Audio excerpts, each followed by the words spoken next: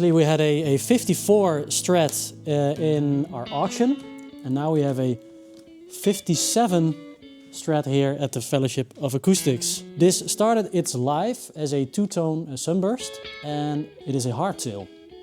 So this was a custom option. So it was a two-tone sunburst, and it was converted to a black refinish, and then someone had it relicked to be more like Eric Clapton's Blackie Strat. The volume pot was replaced. The pickups are original, but the bridge pickup has been rewound. It sounds really good acoustically for a Strat.